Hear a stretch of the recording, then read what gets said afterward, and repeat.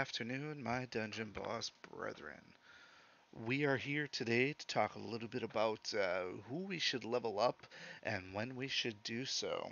So, this is going to be the first entry, if you will, my first dabbling into creating sort of pseudo tier lists.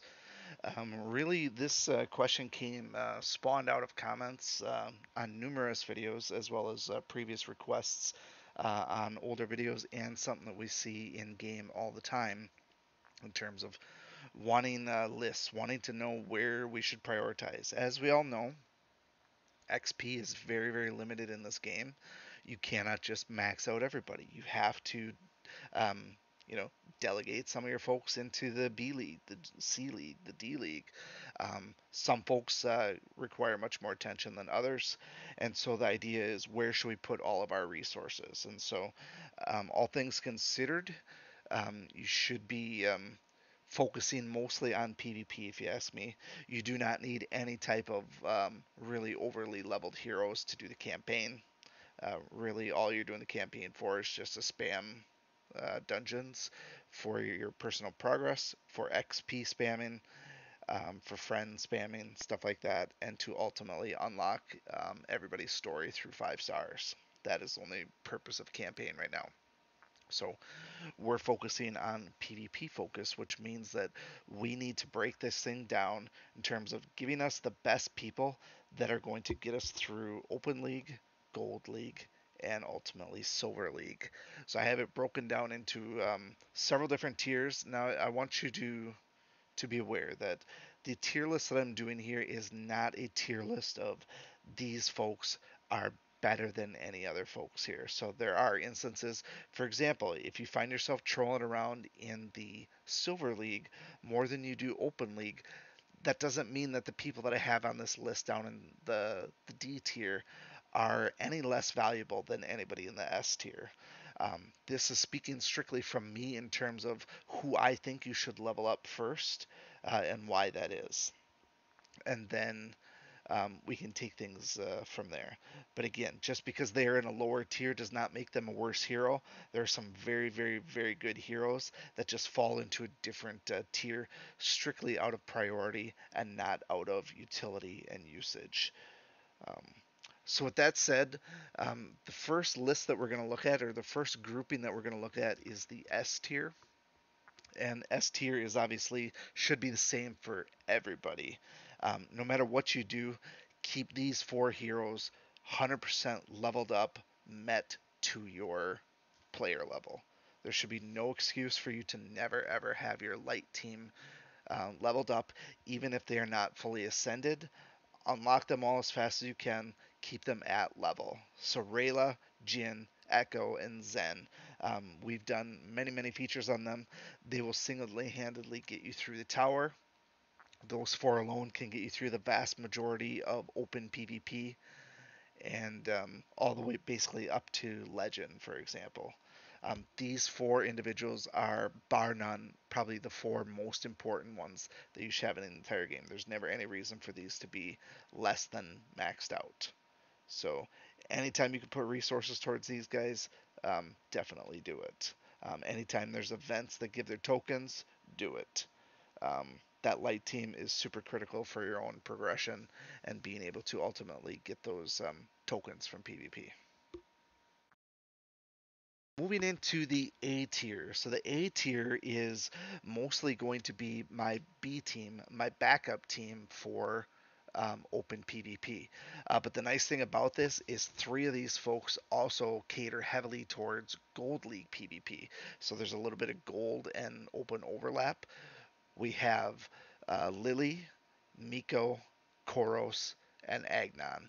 With Lily being the only one who's legendary, so she ends up basically as the overlap between open. She's not used in gold PvP.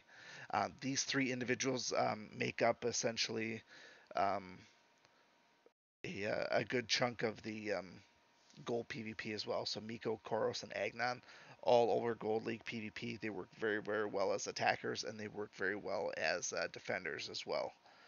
Um, so those first eight, for example, will get you through to Legend 1 in open PvP.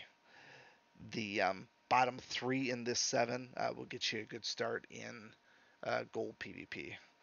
Rounding out some additional ones for gold PvP, which truthfully is the hardest PvP to master right now, just because of um, the heroes that are available and the stars and ascensions that are available. You should get most of your folks to fully ascended, but the stars are tougher to come by in gold PvP. But as we hit on the B tier now, so the B tier list is going to be those folks that mostly round out the gold PvP, with a couple exceptions. So we have Masuda, Gretel, Lorelei, and Abigail. Gretel and Lorelei, generally speaking, will trend more towards gold PvP. Um, they are very, very useful in that aspect. Lorelei is very good to pair with Agnon, and the flying synergies and stuff like that. She's not that great of a healer, so I've largely pulled her out of my rotation. I found better team compositions for what I've been going up against. She just doesn't do what I need to in terms of heals. If I'm gonna go without a healer, I'm gonna go in a different direction. Masuda and Abigail are bleed over from gold into silver PvP. Masuda is a massive advantage in a lot of instances. He's one of a few people that get extra turns. Those extra turns are also AoEs. He's also fabulous with his dim mock if you're looking to stop someone like Grognog from healing. If you let Grognog stick around too long, basically if he gets off his regeneration, you may as well just resign because it's tough to get through. Dim Mak handles that pretty well as long as you can keep Masuda alive. Abigail is in my rotation because she handles Gretel really, really well, and provided that the defenders aren't in a particular order, Abigail followed by any of your heroes is a great recipe for success in both Gold and Silver League. She doesn't have a lot of room in Silver because there's so much meta in there, but that's where it is. As we get down into the C tier now, the C tier is basically running through your last few people that you haven't really used in Silver League now. They haven't been available because they are bronze heroes. So we're looking at Nub Nub, we're looking at Yasmin, we're looking at Torchy, we're looking at William. Those are very, very high utility heroes as far as Silver League goes. You should be maxing those out pretty much instantly. Um, they have a lot of uses in PvP and in campaign. And then lastly is the last little bit of bleed over from silver into the D tier. Four additional ones that can help get you through a good chunk of the PvP. Shadowblade, Nitpick is in there. Nitpick is not really used for gold PvP. That's why I put him down here. Nitpick obviously very, very good because he has the ability to stun. Baylog and Emily just for PvP defense for the most part. They do work on PvP offense when paired with William as well. I don't personally like to use it because neither my Baylog nor my Emily is 6 stars. I find at my point in PvP, I need those extra stars in order to be able to compete. All right, that all said, one other thing that is not on this list. So this is the list of folks that I think you should put all of your resources into as soon as you can. These 16 or 20, these 20 heroes here should be ones that should be almost always at level with you. So if you're still progressing on, keep these leveled up and maybe let some of the other ones slide. Now, as you get these done, certainly you want to look towards some of your other favorites, others that I might have skipped. For example, Grognog. Why did I leave Grognog off of here? Grognog as an attacker is not that great. Grognog as a defender is much, much better. Now, when you talk about why don't we include him, why do we include him, think about how you use Grognog. Using him as a defender does not get you anything. Using him as a defender does not get you through the PvP leagues. Yeah, he might help you with trying to get that immovable achievement, but if you're trying to grind through PvP leagues, having Grognog as an attacker does not help you. These 20 folks do help you. That's why they're on the list, and Grognog is not. Now, after that, now you have the decision to make, like, okay, these people are leveled up. What should I do next? First and foremost, I would say don't waste your XP on other people, especially if you're not at max level. If you're at max level, do whatever you want. If you're only like say level 40 or so, don't waste all of your lower XP just on other people. Just save it because I guarantee you will need it. Just save those potions. I promise you it'll be much, much, much worth your time than wasting them for two reasons. One, you need those XP potions when you actually do roll over a level for somebody. You need to be able to level them up and bring them back up to player level. Um, and two, you will have quests in your daily quests where you need to level up three people. I always like to keep a handful, like 10, 20, 30 people at lower levels, so I can just pop a couple of small potions on them, level up the three levels that I need for the quest, and then move on. I don't have to do any actual playing to do it, but I always have some that just get those levels rolled over that way. Now, lastly, after you've gone through and spent your XP potions, this is going to be mostly once you are at max player level. I don't recommend this if you're not at max player level because you need your XP elsewhere. But once you've rounded out your PvP metas and you find yourself don't using too many folks anymore, where I'm going to tell you to use your XP at that point, the single best place you can use it is actually on any hero that you have that is 6 starred. The power spike from 5 stars to 6 stars is absolutely immense. And as you get to max level, once you're at level 80, you will find that PvP is riddled with folks with 6 star defenders. And so the only way that you can get through those a lot of times is having 6 star heroes of your own. So now, when you start to look at where your roster sits, if you have that random person, 6 starred Hagram, for example, get that guy leveled up because a 6 star Hagram is going to be better than a 5 star Furno, for example. I guarantee you that every single time. So what I'm actually looking at doing now is I'm going to take stock of all of my roster, where I'm at with the 6 stars for the people that I don't use in meta frequently, and start to bring those up into the main stage.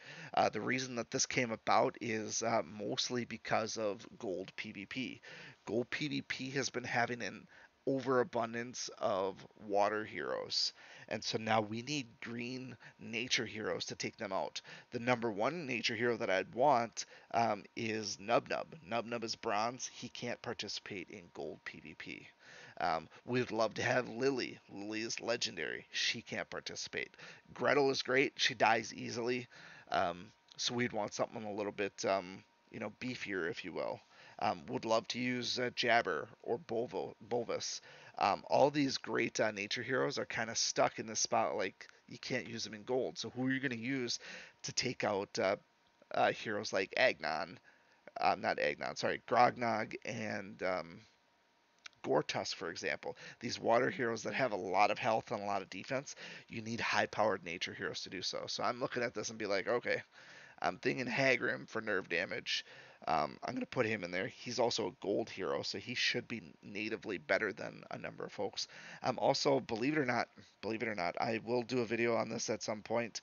I'm going to pony up. I'm going to put Femus into gold PvP. I have him at 6 stars. He is a nature hero. He's strong. He's able to ignore taunt. I think Femus very well may be the offensive answer to repeated Grognog teams and Grognog or Gortus teams. That is what my thought is.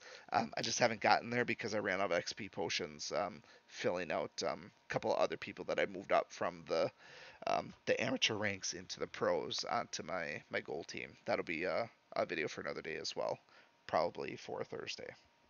But any heroes that you have that are 6 starred, definitely. Those are ones that should be leveled up, with the exception of bronze ones. So anything other than bronze that is 6 starred, level them up because you're going to have an opportunity to use them in gold PvP. I guarantee it. Gold PvP is so varied right now that it seems like your best chance of success in gold PvP is with 6 star heroes. I know the actual element is obviously, tricky here and there, and there's certain gold teams that you can always use, but some of these gold teams are not stacking up to the defenders, and so you want to be able to have variety. And For me, the variety is who are my strongest people and can they work together?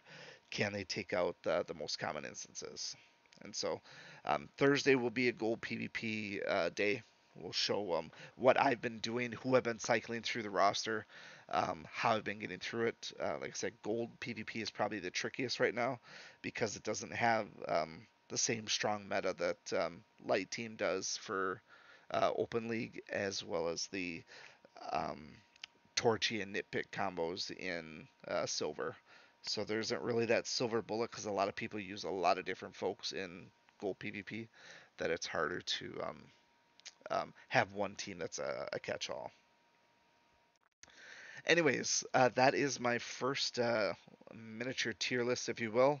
I know it's not scaled to absolute like tier. These are the musts, but these are broken down into the five categories that I had, starting with open PvP, which should be your priority, um, and then working downwards.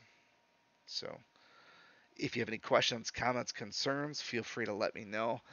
Otherwise, that is all that I have for today. So take care, everybody. Have a great day, and we will see you next time. Thank you for watching, and remember, I make YouTube videos for the American working man, because that's what I am, and that's who I care about.